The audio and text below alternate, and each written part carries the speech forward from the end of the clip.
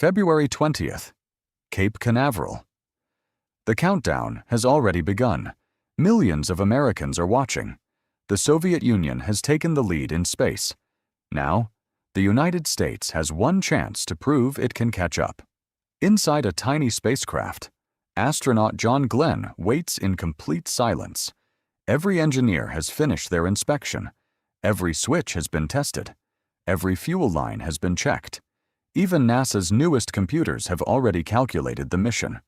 Everything says it's time to launch. Then, John Glenn does something nobody expects. He refuses to fly, not because the rocket has failed, not because of the weather, not because he is afraid. He simply says, "Get the girl." The room freezes. He isn't asking for another astronaut. He isn't asking for the flight director. He isn't asking for the president.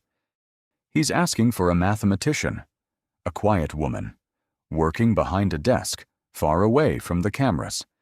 Because if she says the numbers are correct, then he'll trust them. If she doesn't, the launch is over. Imagine that for a moment. The most advanced computers on Earth weren't enough. One human mind was trusted more than every machine. That woman's name was Katherine Johnson. And without her, America's journey to the moon might never have happened. Long before NASA, long before rockets pierced the sky, there was a little girl who simply couldn't stop counting. She counted the steps to church, the plates on the dinner table, the windows in every building she passed. She counted the stars before going to sleep. To everyone else, they were just ordinary numbers. To Katherine, they were a language. Her parents noticed something unusual. Their daughter wasn't just good at math. She saw patterns where everyone else saw chaos. But talent alone wasn't enough. Because Katherine wasn't growing up in just any America. She was growing up in the segregated South, a place where opportunity depended on the color of your skin. In her county, Black children weren't allowed to continue school beyond the 8th grade. Imagine discovering your greatest gift, only to be told that's as far as you're allowed to go. For many families, that would have been the end of the story. For Katherine's father, it became the beginning of one. Every year, he packed up the family and traveled more than 100 miles so his children could receive the education they deserved. It wasn't convenient, it wasn't cheap, but he believed something that history would later prove true.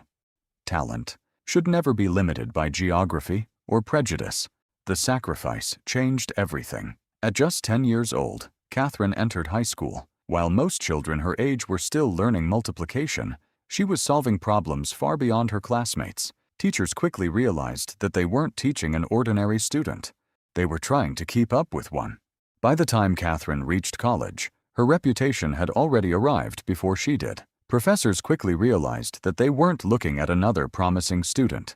They were looking at someone extraordinary. One professor saw it more clearly than anyone else. He watched the way Katherine solved problems, not by memorizing formulas, but by understanding them. She didn't just find answers, she found the logic hiding beneath them. So, he made an unusual decision. He created an entire advanced geometry course for one student, Katherine Johnson. Think about that. Universities build courses for hundreds of students. He built one for her because he believed her talent deserved to go further than the curriculum ever could. And Katherine never disappointed him. She graduated from college at just 18 years old, with degrees in mathematics and French. Her future looked limitless, or so it seemed, because outside the classroom, America was a very different place. To many Americans, she wasn't seen as a mathematician. She was seen as a black woman. And in the 1930s, those 3 words closed more doors than they opened. But history has a habit of changing direction when the right person refuses to accept it. Soon, an opportunity would appear from a place no one could have predicted, a government laboratory where women were hired not to fly airplanes, but to calculate them. And that laboratory would eventually become NASA. In 1953, an unexpected opportunity arrived. It wasn't even NASA, because NASA, with an S, didn't exist yet. The organization was called NACA, with a C, the National Advisory Committee for Aeronautics. Its mission was simple: build faster airplanes, push aviation further than ever before, and hidden inside one of its research centers was a room unlike any other. No roaring engines, no test pilots, no rockets, just rows of women surrounded by stacks of paper, mechanical calculators, and endless pages of equations. They were known by a remarkable title: computers. Long before machines earned that name, people did.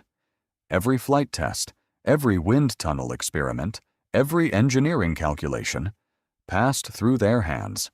One tiny mistake could mean the difference between success and catastrophe. This was the world Katherine Johnson walked into. At first, she was told her assignment would only be temporary. She absorbed new problems with astonishing speed. She questioned assumptions. She spotted patterns others overlooked. Before long, engineers weren't simply checking her work. They were asking for it. Still, there was one invisible wall she couldn't calculate her way around: the meetings.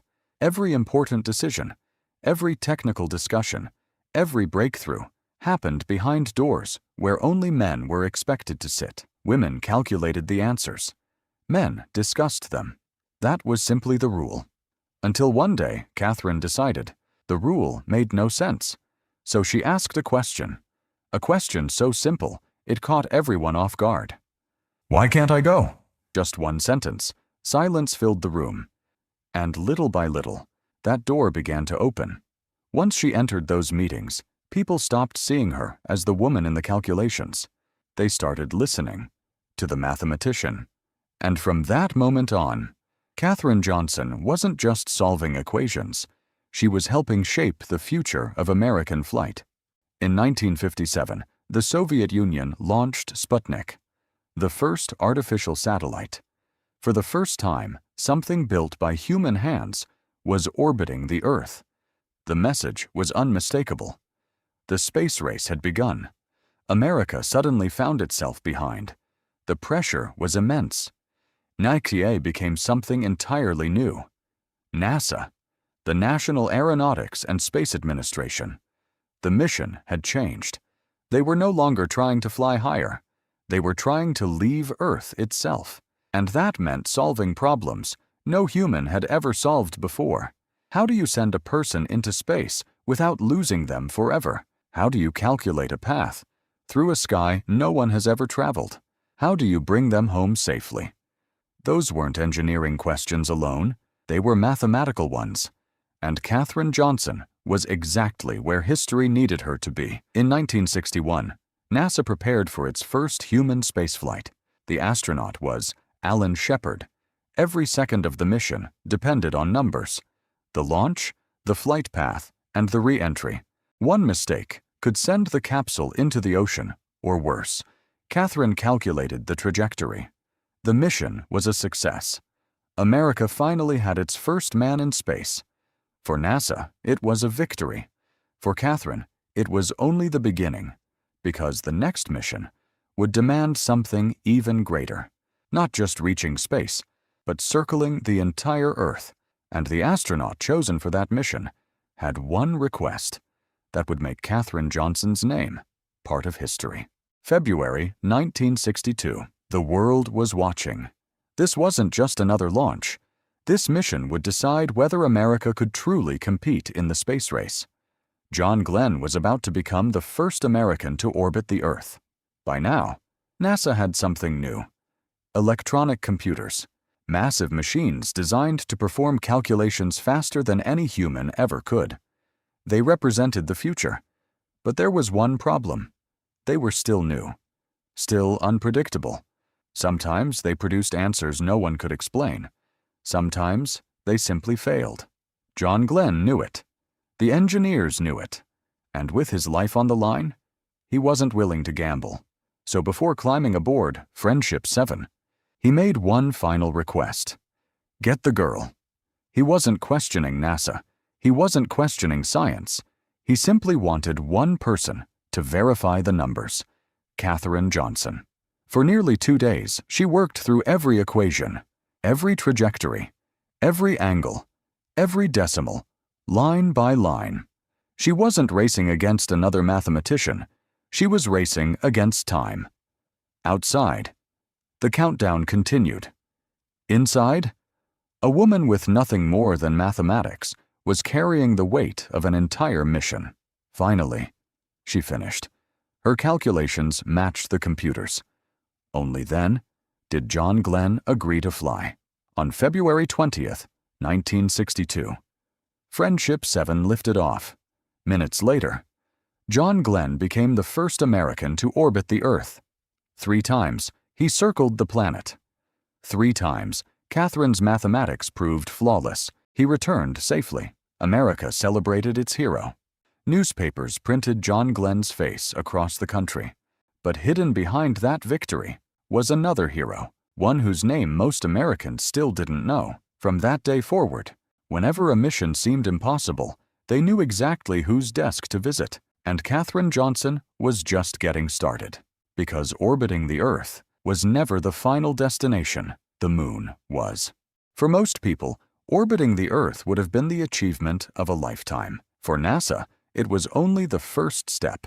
President John F. Kennedy had given the nation an extraordinary challenge: land a man on the Moon and bring him safely back to Earth. Not someday, before the decade was over. It sounded impossible. No spacecraft had ever traveled that far. No astronaut had ever landed on another world, and no one knew exactly how to bring them home. The journey to the Moon wasn't one flight. It was a series of impossibly precise calculations. Launch at the right moment. Enter the correct orbit. Escape Earth's gravity. Reach the Moon. Land safely. Lift off again. Find a command module moving thousands of miles above the lunar surface and dock with it while both spacecraft raced through space. Miss by only a fraction, and the astronauts would never return home. This was no longer mathematics. It was navigation across the emptiness of space. And once again, Katherine Johnson became one of the minds helping make it possible. Her calculations helped shape the trajectories that carried Apollo astronauts across nearly 250,000 miles of space. But perhaps even more important, they helped bring them back. Because reaching the Moon means nothing if you cannot return. When Apollo 11 touched the lunar surface in July 1969, the world watched 2 astronauts take humanity's first steps on another world. Only a year later, disaster struck. Apollo 13, an explosion crippled the spacecraft. The Moon mission was over. Now, the mission was survival. Every calculation suddenly mattered again. Fuel, power, oxygen, trajectory. There was no room for error. The backup navigation methods developed through years of work, including foundations Katherine had helped build, became part of the effort to guide 3 astronauts safely home. Against overwhelming odds, they made it back. Once again, the headlines celebrated the astronauts. And once again, behind those headlines stood the quiet mathematicians, whose numbers had helped save lives. For Katherine Johnson, this had become a pattern. The greater the challenge, the more essential her work became. For more than 3 decades, Katherine Johnson helped solve some of NASA's greatest challenges. In 1986, she retired from NASA, but history wasn't finished with her. In 2015, at the age of 97, President Barack Obama awarded Katherine Johnson the Presidential Medal of Freedom, America's highest civilian honor. Then came a book, and then Hidden Figures. At last, the world discovered the brilliant women who had helped shape the space age. In 2017, NASA named its newest research building the Katherine G. Johnson Computational Research Facility. The woman who once had to ask permission to enter an engineering meeting now had an entire building carrying her name. Katherine Johnson passed away in 2020 at the age of 101. But her legacy was never about numbers. It was about possibility. Every mission that reaches farther, every young girl who dares to dream bigger, carries a part of her story.